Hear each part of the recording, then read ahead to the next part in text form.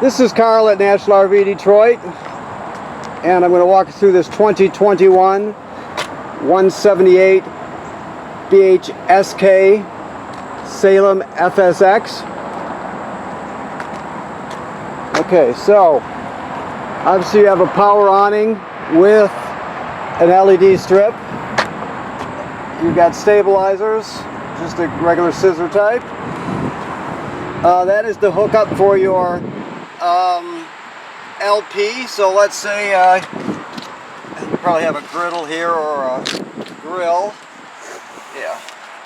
Hold on one second, please. So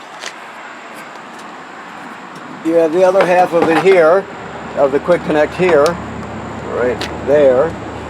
So that would plug into the quick connect under the trailer, and then the other end would connect right here. Okay?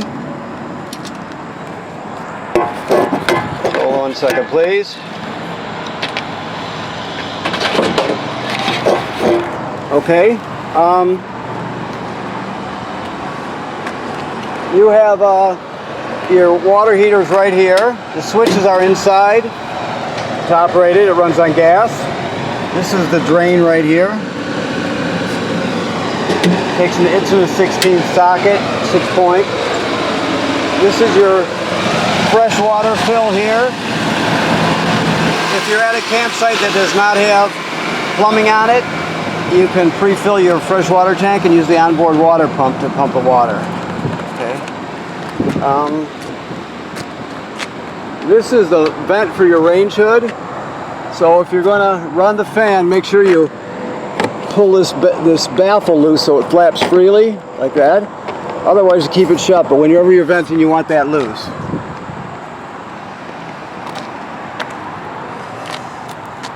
This is a hookup for a solar battery charger if you choose to add one. This is a Furrion brand here. So you got an LP tank and a deep cycle marine battery. Okay. This is your wireless speaker, your Bluetooth speaker right here. You got some center caps. That is your dump hose over there. Okay. The type of slide out you have, just so you know, is a Schwintek. It's owned by Lippert now, but people still refer to it as a Schwintek. So, okay. This is your city water hookup here. You have a 30-foot, 30-amp power cord. These are your dump valves here. So you got a black dump valve for your black tank, gray for the gray tank. Always dump the black tank first as toilet water and waste. Then you dump the gray tank to wash it out, which is sink and shower water. After you do that, you can leave your black tank valve open, and you can put the hose at the dump station right on here and turn it on, and it'll spray out the inside of your black tank and keep the sensors clean and that sort of thing. Okay.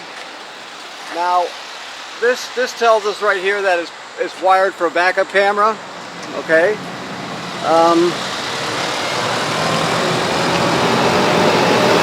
The manufacturer states that you should inspect the roof every 90 days. So you want to send somebody up there or go up there yourself, just be very careful, of course. Go up there and check all the sealant for cracking or separation.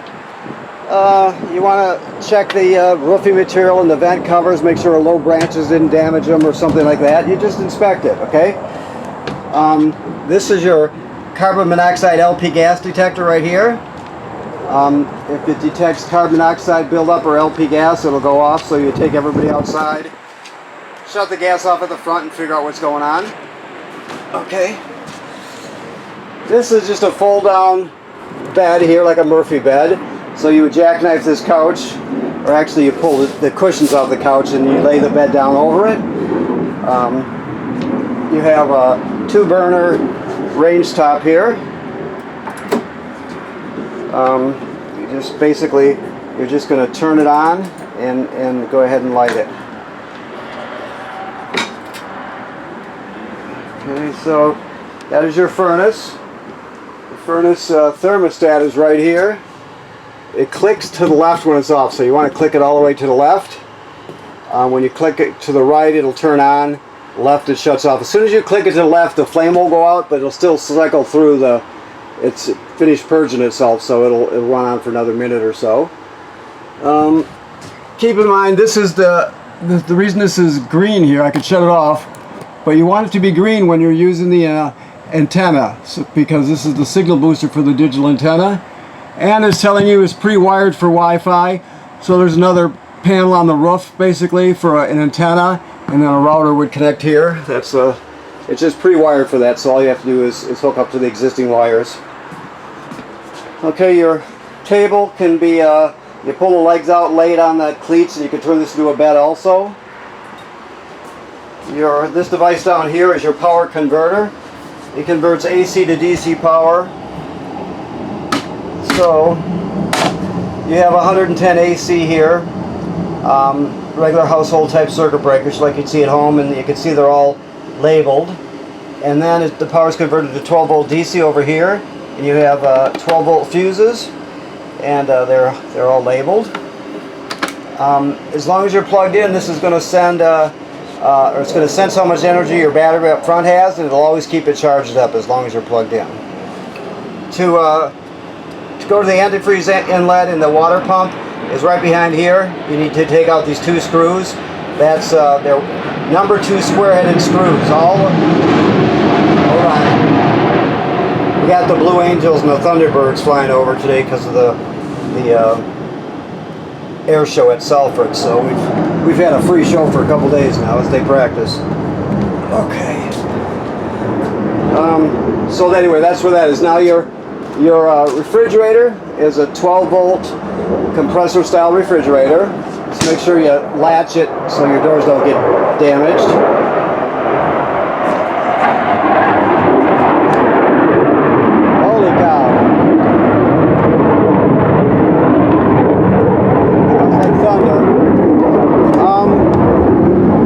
Control panel here. So to turn your water pump on right here, use that water pump to pump water out of the fresh water tank and to winterize the trailer. You've got a water heater right here.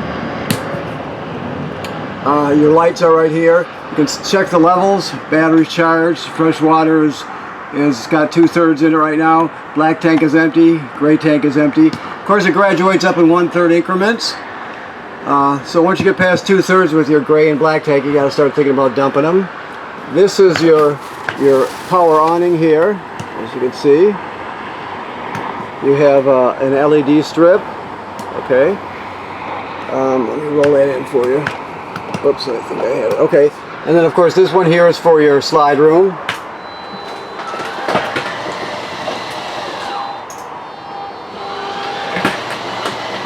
And like I stated, you have a Schwintek slide. Okay, your air conditioner has the controls right on it. Works like any other air conditioner. Let me find a light here. Okay, so always run the fan with the shower so you can pull the hot air out, or the humid air out, so it doesn't create an environment where mold or mildew could grow. Okay. Everything else is self-explanatory. The toilet is an RV toilet, so let me see if I could show you here because we're so tight. This is that's your flushing pedal right there. Okay. So you have to have water in the black tank before you start using it. The black tank is directly below, right? So when your water's hooked up, here they come again. When your water's hooked up, you'll step on that pedal and the water will swirl around and go into the black tank, right? So after you get to the campground, you plug in, you hook up your water, you'll come in here with your toilet chemical. You'll drop 1 dose in the toilet, then you'll step on the pedal, and of course because we're hooked up to water will come swirling out, wash the chemical into the tank, and you'll stand on the pedal till about a gallon of water goes into the tank. Some people use more, it's up to you. The thing is, you got to have water and chemical in there before you start using it. Otherwise, the smell will be pretty serious, really serious, and it also can get clogged up. So always remember to do that when you first start using it. Okay. Every time you dump the black tank, and you're going to use it more. Let's say you're going to stay at the campground another week and you had to dump the black tank. First thing you do is come in here and repeat that procedure. Chemical and a gallon or so of water. Alright, so these are your bunks, obviously. So you actually 4 people, 5 people, no problem. Your emergency window is right here. You just would push this all the way through. Grab a hold of the tab and pull the screen out, and you can exit during an emergency. Okay. Alright. So I think that covers it. I want to thank you for purchasing your trailer here at National RV Detroit. Please remember what I said about inspecting the roof seals and the roof in general. Make sure you do that every 90 days. And if you do have to seal it, touch things up, eventually some year you will. Don't use caulk from the hardware store. Make sure you get the correct stuff from an RV place. You tell them what you're doing, they'll give you the correct stuff, okay? Thank you.